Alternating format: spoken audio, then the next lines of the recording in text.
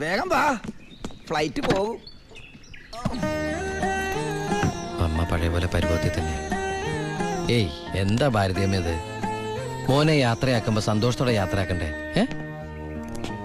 കാശില്ലാതെ ഞാനിവിടെ നിന്നാലേ ആ കറിയാച്ചന്റെ കടം എങ്ങനെ വീട്ടും? 1 മാസത്തെ അവധി പറഞ്ഞിരിക്കല്ലേ. പിന്നെ കറിയാച്ചന്റെ കാര്യങ്ങളൊന്നും ബാലുവിനോട് പറയണ്ട. ട്രെയിനിങ് സമയത്ത് അവന്റെ മനസ്സ് വിഷമിപ്പിക്കരുത്. കരയല്ലേ, കണ്ണുടിക്ക്. വരട്ടാമേ, പോട്ടേടി, പഠിക്കണം കേട്ടാ. ആ ബാഗ് ഇങ്ങോട്ടാ.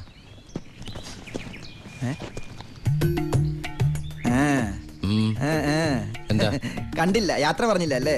ആ ബാഗ് എടുത്തോണ്ട് ആ അതേ വന്നല്ലോ. ഇങ്ങനെ കണ്ടിട്ട് എന്തിനാ? വരട്ടെ.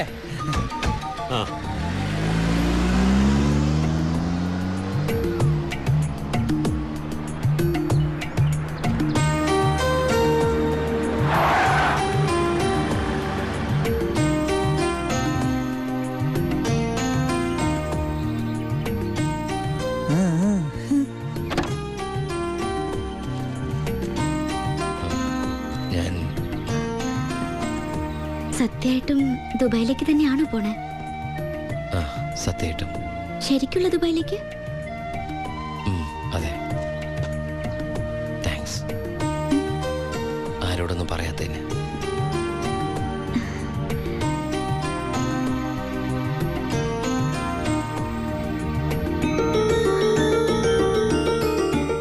ഞാൻ വരും.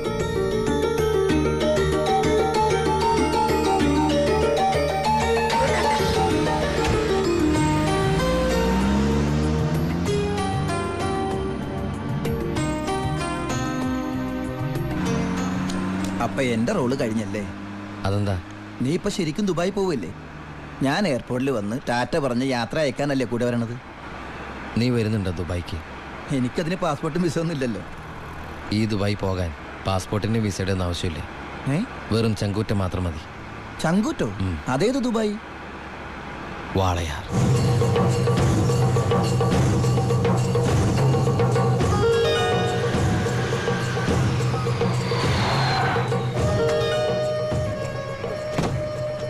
ഇങ്ങോട്ട് ഇറങ്ങണ.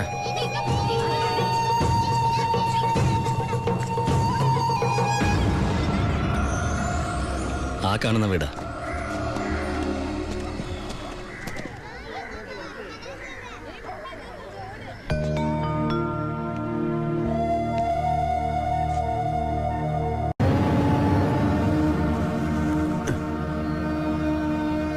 ശിവ,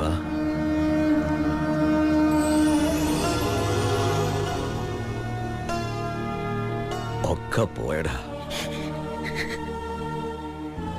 ഇവളുടെ കെട്ടുതാലി വരെ വിറ്റിട്ട അവസാനമായിട്ട് നിന്റെ വീട്ടിലേക്ക് പണം അയച്ചത്. ഇനി വിൽക്കാൻ ഒന്നുമില്ല. നീ പോയ ശേഷം ആകെ ഒരു രാശിക്കുറവാ.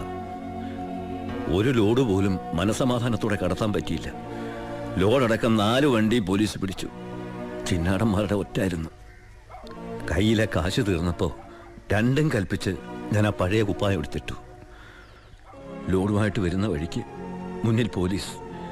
ഞാൻ ലോറിയിൽ നിന്നിറങ്ങി ഓടിയതും എതിരെ വന്ന ഒരു കാർ എന്നെ ഇടിച്ചു തെറിപ്പിച്ചത് ഒരുമിച്ചായിരുന്നു. ഇടിച്ചതാണോ ഇടിപ്പിച്ചതാണോ എന്നറിയില്ല. പിന്നൊന്നും ഓർമ്മയില്ല. ബോധം വീണപ്പോ കണ്ടില്ലേ?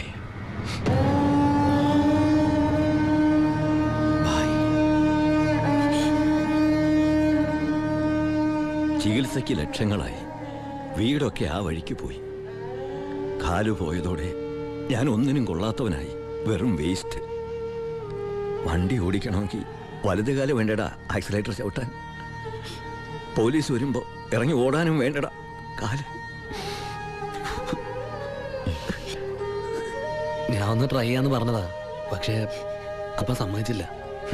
ഇവൻ എന്തെങ്കിലും പറ്റിയ എനിക്ക് സഹിക്കാൻ പറ്റൂടാ. ശിവ, നീ വന്ന വിവരം വാളയാറ് മുഴുവൻ അറിഞ്ഞു. നിനക്ക് സുഖമല്ലടാ? നീ എപ്പോഴാ തിരിച്ച് നാട്ടിലേക്ക്? ഭായിയെ നിലയിൽ തനിച്ചാക്കിട്ടോ. തൽക്കാലം നാട്ടിലേക്കില്ല. പിന്നെ നമുക്ക് നമുക്ക് വീണ്ടും ഒന്നേന്ന് തുടങ്ങിയാലോ ബായ്? വേണ്ടടാ, ചിന്നാടന്മാർ സമ്മതിക്കില്ല. ഭരണം മാറി, പണവും സ്വാധീനവും ഇപ്പം അവരുടെ ഭാഗത്താ. ഇപ്പോൾ ചെക്ക് പോസ്റ്റ് മുഴുവൻ അവരുടെ കൺട്രോളിലാണ്. അവർക്കില്ലാത്ത ഒന്നും നമുക്കില്ലേ ബായ്? ബുദ്ധി. എന്നാലും കുറച്ച് കാശ് കൈ വേണ്ടടാ. ആ സത്യമൂർത്തി സഹായിക്കാതിരിക്കില്ല. നമ്മളും ഒരുപാട് ഉണ്ടാക്കി കൊടുത്തല്ലേ. ശ്രമിക്കാം ബായ്. അച്ഛയ, നിന്റെ കൂടെ ഞങ്ങളും ഉണ്ടാ. പഴയ ഒരു ഉഷാർ വന്ന പോലെ. ആ അടയ്ക്ക്, നിർത്ത ഓഫാക്കണോ? എങ്ങോട്ടാ ഇത്ര ധൃതിയില്? പഴയ കള്ളന്മാര് തന്നെയാണല്ലോ. എന്താടാ പരമേശ്വരം, നീ ജയിലിൽ നിന്ന് ഇറങ്ങിയ? അവിടെ എങ്ങനെ സ്ഥിരം കിടക്കാൻ പറ്റുമോ സാറേ? പണ്ടൊക്കെ ഈ പരമശിവത്തിന്റെ ലോറികൾ ചീറിപ്പാഞ്ഞു വരുമ്പോ ഈ ചെക്ക് പോസ്റ്റ് പടപടാന്ന് തുറക്കാറുണ്ട്. അതൊക്കെ പണ്ടല്ലേടാ. കുറച്ച് സാധനം വണ്ടിയിലുണ്ട്, ഒന്ന് പൊക്കി തന്ന് കാശം വീട്ടിലെത്തിച്ചേക്കാന്ന്.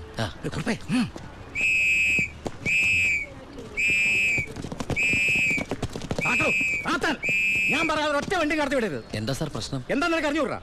വെറുതെ എന്റെ സമയം മെനക്കെടുത്തല്ല സാറേ, എനിക്ക് വീട്ടിൽ ധൃതിയുണ്ട്. എടുത്ത് വണ്ടിയിലിടുവനെ. എന്തിന്? പബ്ലിക്കായിട്ട് സ്പിരിറ്റ് കൊണ്ടുവന്നിട്ട് നിന്ന് കുറയ്ക്കുന്നോടാ. കേറി പരിശോധിക്കണോ?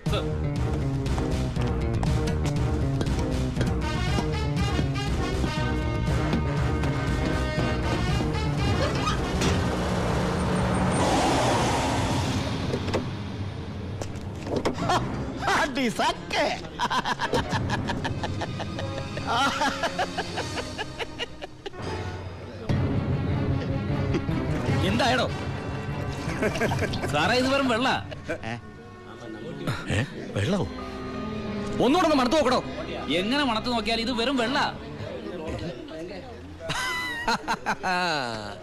പ്ലാച്ചിമടയിൽ എന്തൊരു വരൾച്ച സാറേ. ഞാൻ അങ്ങോട്ടേക്ക് കുടിവെള്ളം കൊണ്ടുപോകുന്നതാ.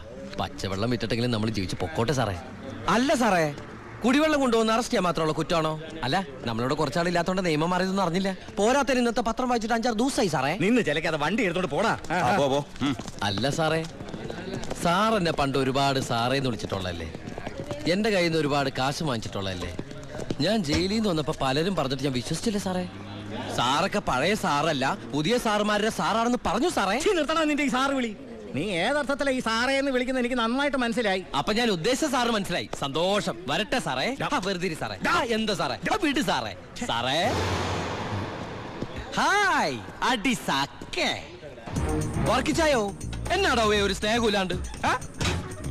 വർക്കിച്ചായോ, ഇതെന്റെ ഒരു ടെസ്റ്റ് ഡോസ് ആയിരുന്നു. ഇപ്പൊ എനിക്കൊരു കാര്യം മനസ്സിലായി. വാളയാർ ചെക്ക് പോസ്റ്റ് വഴി ഇനി പരമശിവത്തിന് സ്പിരിറ്റ് നടത്താൻ പറ്റില്ല എന്ന് വെച്ച് നമുക്ക് നമ്മുടെ തൊഴിൽ നിർത്താൻ പറ്റണോ? വർക്കിച്ചായോ, ദേ എന്റെ ലോഡുകൾ 24 മണിക്കൂറിനുള്ളിൽ ഈ വാളയാർ ചെക്ക് പോസ്റ്റ് വഴി ഞാൻ കടത്തിയിരിക്കും. താൻ ആണാണെങ്കിൽ തടയടോ.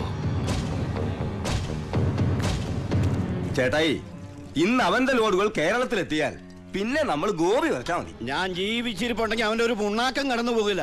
നീ ആ ചെക്ക് പോസ്റ്റിലേക്ക് വിളിക്കടാ. Hello, Walayar check post. ഇത് ഞാനാടവേ. എന്താ വർക്കിച്ചേ? അവനുണ്ടല്ലോ ആ പരമശിവം, വീണ്ടും ഒരു അംഗത്തിനുള്ള പുറപ്പാടില്ല. നീ ഒരു പേനയും പേപ്പറും കൊടുത്തേ. എന്നിട്ട് എന്റെ വണ്ടികളുടെ നമ്പറൊക്കെ ഒന്ന് കുറിച്ചെടുത്തോ. ഈ നമ്പർ ഒഴികെ മറ്റേത് വണ്ടി വന്നാലും പിടിച്ചോണം. ഇതെന്റെ ഒരു വാശിയുടെ പ്രശ്നമാണ്. ആദ്യം ഞാൻ ഏറ്റു വർക്കിച്ചേ. പറഞ്ഞു വിടറാ നമ്മുടെ വണ്ടിയുടെ നമ്പറൊക്കെ. നോട്ട് ചെയ്തോ. TN4 2255. TN4 2255. 2255 അല്ലേ? ഓക്കെ. KL9 3663. ദാ ഇതുപോലെ നമ്മുടെ 3 വണ്ടികളുടെയും ഫ്രണ്ടിലും ബാക്കിലും സൈഡിലും ഒക്കെ നമ്പറുകൾ ചേഞ്ച് ചെയ്യണം.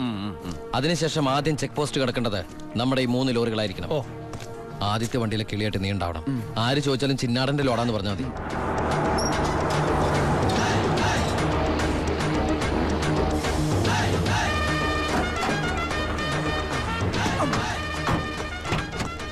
നമസ്കാരം. ചിന്നാടൻ മുതലാളിയുടെ ലോറികളാ, 3 ലോഡുണ്ട്. എന്താണ് വണ്ടിയില്? പെട്രോളാ? അല്ല, ഡീസലാ. കുറുപ്പേ സർ, ചിന്നാടന്മാരുടെ ലോറികളാ. ആ നമ്പരല്ല ഒന്ന് ചെക്ക് ചെയ്തേ.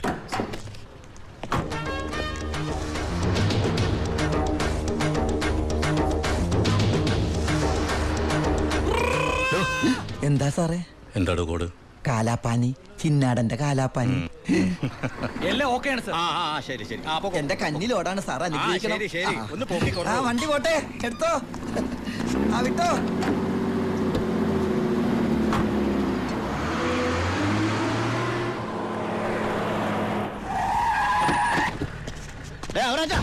എവിടെ പോയി എവിടെ ഉണ്ടോ മുതലാളി?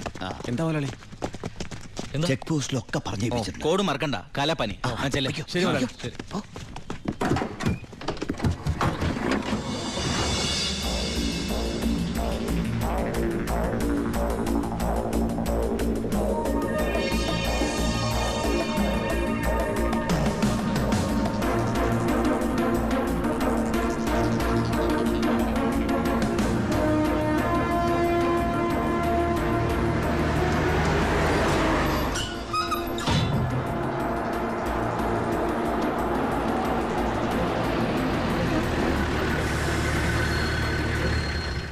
നമസ്കാരം സാറേ.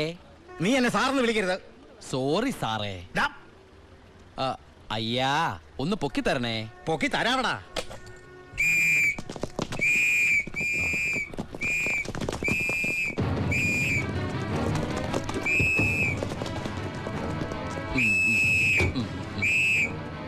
എല്ലാരും ആയില്ലേ? ഈ 3 ലോഡും പ്ലാച്ചിമടക്കുള്ള കുടിവെള്ളമായിരിക്കും. ഇയാടാ അല്ല, സ്പിരിറ്റാ. സ്പിരിറ്റോ? ആ, കേറി പരിശോധിക്കണോ? സർ,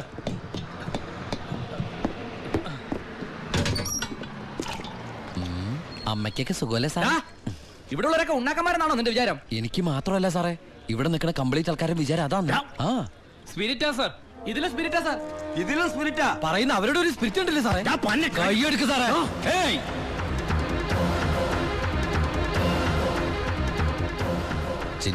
ചിന്നാടന്റെ ലോറിയിൽ സ്പിരിറ്റ് കടത്തുന്നതിന് എന്റെ മെക്കട്ടങ്ങനെ കേറിയണ്ടല്ലോ.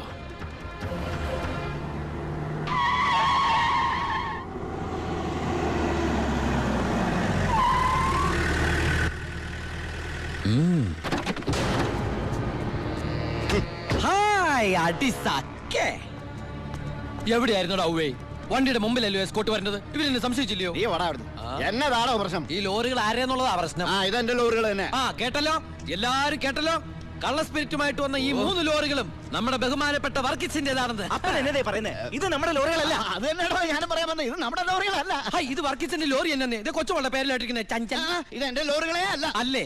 അല്ലെന്ന് പറഞ്ഞില്ലേ? അപ്പൊ ഓക്കെ. വർക്കിച്ചായന്റെ ലോറികൾ അല്ലെങ്കിൽ നമുക്ക് പിടിച്ച് അകത്തിട്ടല്ലോ സാറേ. എന്തായാലും ഉടമസ്ഥൻ വരുമല്ലോ, അപ്പൊ അയാളെയും പിടിച്ച് അകത്തിടാം. എങ്ങനെയുണ്ട് എന്റെ ഐഡിയ? സാറിന് ടോയ്ലറ്റ് പോകാൻ പറ്റുന്നുണ്ടോ? ഫേസ് വല്ലാണ്ടിരിക്കണു.